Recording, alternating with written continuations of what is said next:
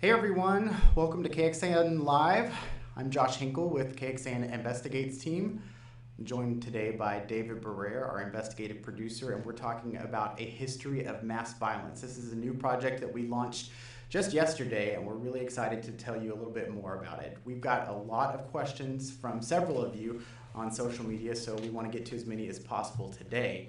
First off, I just want to talk about the series, a history of mass violence. If you go to our homepage, kxan.com, you can find a direct link to a history of mass violence. What we have here on this main page is a 5-part series that we've been working to put together for months about mass shootings in Texas, a 40-year history of mass shootings and some very compelling survivor stories.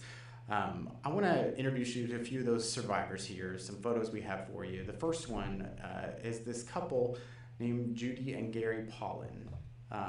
There you see them right there. They live in a town called Dangerfield up in northeast Texas. And this was the site of a mass shooting in 1980, one of the very first that we cover. David, what happened to this couple?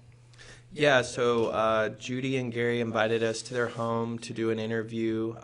Judy and Gary and their kids were present in the Dangerfield First Baptist Church in the 1980 shooting, and they were not injured, thankfully.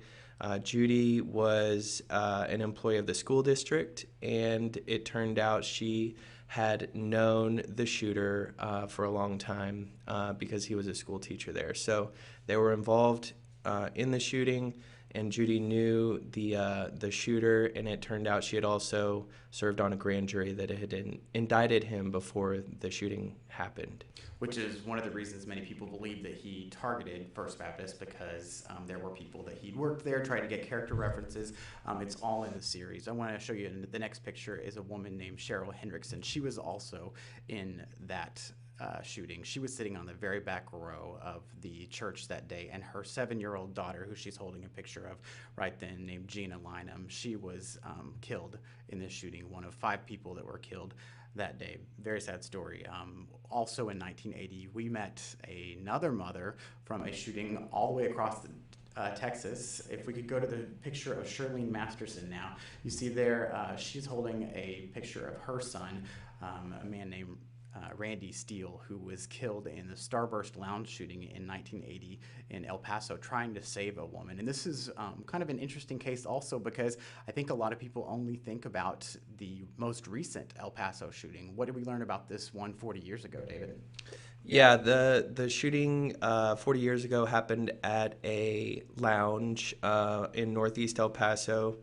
And a young guy who had been drinking a lot that day, sort of unprovoked, people didn't understand really what caused it, just went out to his car, got a gun, and came in and started shooting. Randy Steele was killed, and 4 others as well. And this next picture we have here, a man named Phil Sell, that's his wife Margie also. We talked to them in their living room. Phil actually lived through that shooting. He was shot in the chin, and he's part of our series as well. One of the interesting things about him that he explained was that he was there with some friends that actually tackled the shooter, hit the shooter with a pool cue to subdue him. And that's one of the themes we're seeing in a lot of the shootings we're focusing on in this series is citizens getting involved to either stop the shooter or help in some way during this event. Some of the solutions we're exploring in this do heavily involve citizens. One of them is active shooter training and learning what to do whenever there is an active shooter in your presence, also what to do afterward as far as medical intervention.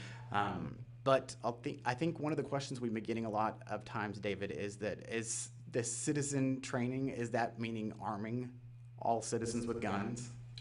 No, that's not the training that we focused on. The training we focused on is offered by a group called Alert, and they focus on teaching people how to act in an active shooter situation. So I think the first thing they want you to do is run away.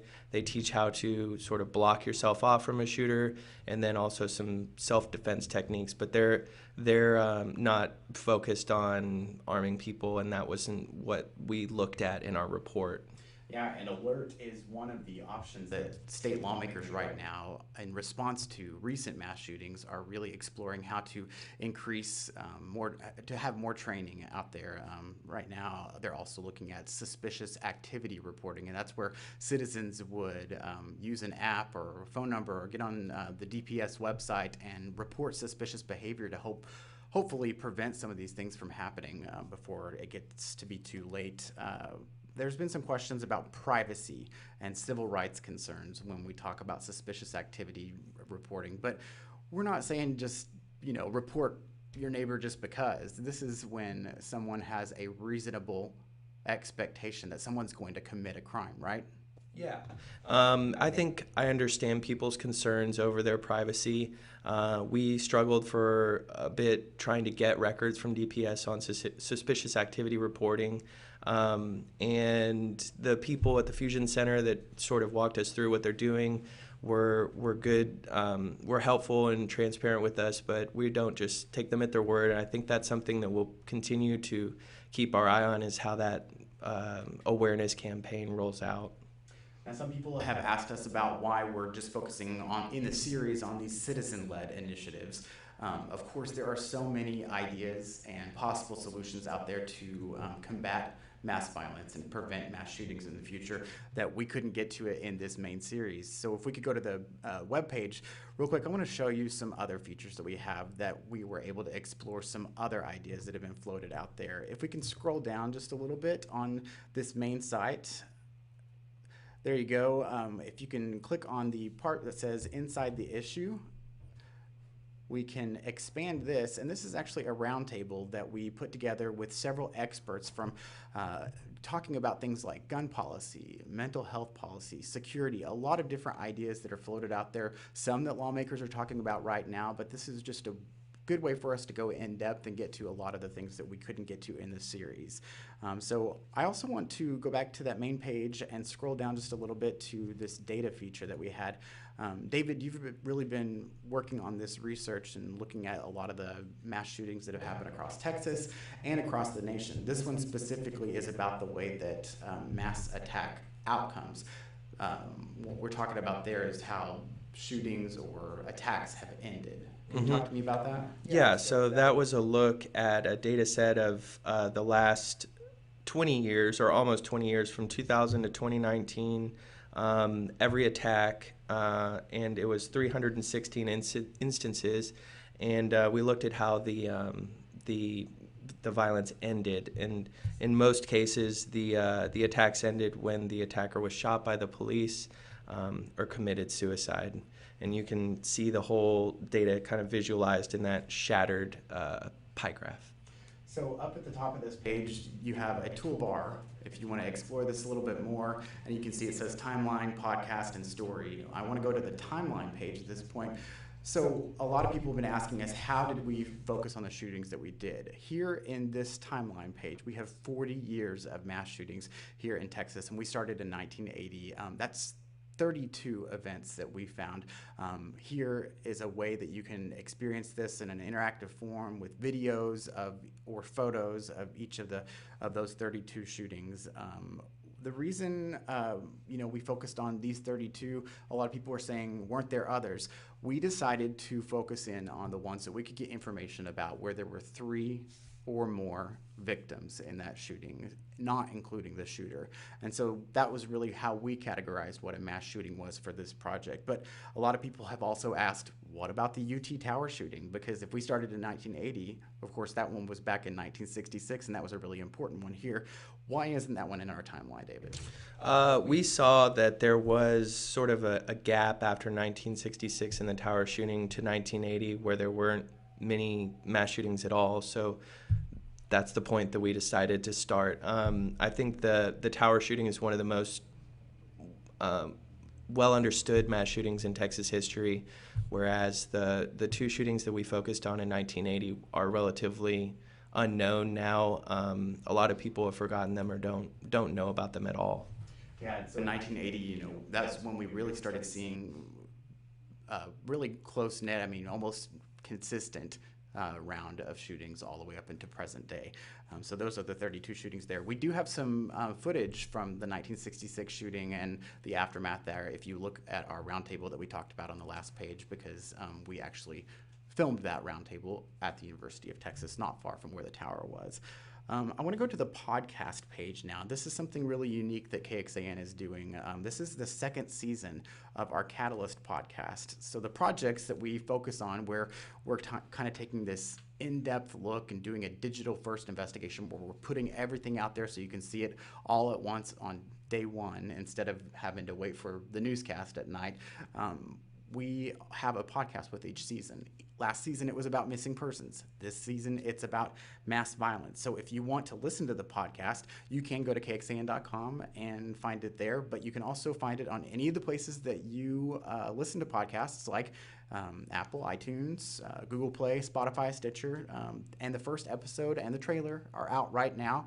We're doing this one a little bit different, where you will be able to listen to a new episode each week, and if you subscribe, the podcast service will remind you that a new episode is available every Monday morning. So listen to the first episode of that right now. If we could go to the story page, it is the last part of our project. This is something, David, you've worked particularly long and hard on in the last several weeks. It's a long-form story, so if you are the type of person who likes to see that long-form journalism, this one is for you. I think what's different about this written story compared to the series?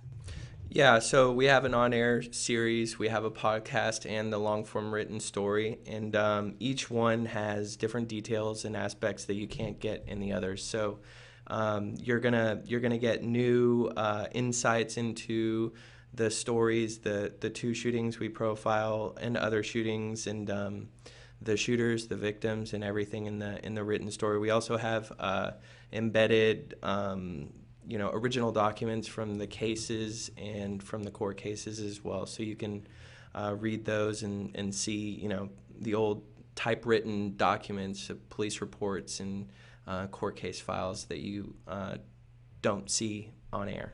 And we talked about activity reporting a little bit in the series, but you were able to get to it a little bit more with the data here. If we could scroll down just a little bit so we can see that data feature right there that says suspicious activity reports.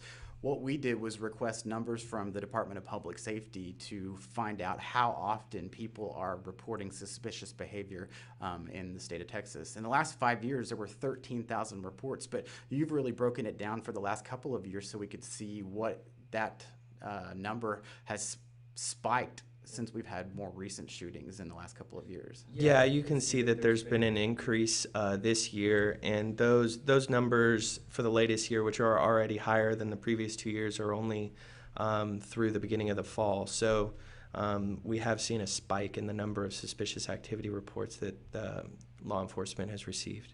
Yeah, and if we can hover over that green bar right there, this is an interactive data thing that we have put together so you can actually kind of see the specific numbers there. And what happens with these suspicious activity reports is they're filtered through, and hopefully law enforcement will be able to add this to their network and collaborate and hopefully stop a shooter or a different type of mass attack from happening before it does. So want to remind everyone that not only can you experience everything on KXAN.com for these digital aspects, but we have the series airing all week on KXAN at 10, so you can watch that on air. Tonight is part 2 of the series, so we hope that you'll join us for that. But until then, please keep sending us your comments and questions. We will answer them on social media as we get them. This is a really important topic happening right now. Lawmakers are talking about this. We just had a couple of shootings in California and Oklahoma in recent days, so it's very timely, and a lot of people are wondering about this. One thing I do want to point out is that a lot of people have been critical, saying, there's only 250 deaths in that 40-year period that you guys have looked at. But think of all of the people that have died in traffic accidents or people that have died of the opioid crisis. Those are also very important topics, and certainly something that lawmakers are focusing on. We decided to focus on this project specifically and these victims because it was something that was happening right now in Texas. And while those numbers may seem lower than some other crises that we have happening out there, they're still very important. And I think that, tell me if you think differently, but after we talked to these survivors and the people who had lost loved ones in these shootings, it's clear that this is important to a lot of people, and it's not something that happens just once and it's gone. These mass attacks have ripple effects that will last in these communities, the state, these families for a long time. It affects your mental health, it can affect your marriage, it can affect your family. So this is something that lawmakers have the chance to really get a hold of right now and talk about this and hopefully figure out what solutions. What do you think? Yeah, I agree. I think it's at the top of everyone's mind right now with the mass shootings that have recently happened in Texas and, like you said, California and Oklahoma. And state leaders and lawmakers are talking about it, and they're trying to figure, policies out that are going to affect all of our lives. So, yeah, it's something that we thought was extremely important to cover. Well, David, thank you for talking with us. I also want to thank our colleagues Arzo Dost and Ben Freeberg, who've worked very closely with us on this project. Again, you can go and find a history of mass violence by going to KXAN.com. We have it all over the main page. You can also find it on the investigative page, and tune in to KXAN News tonight at 10 for part 2 of our mass violence series. Thanks again.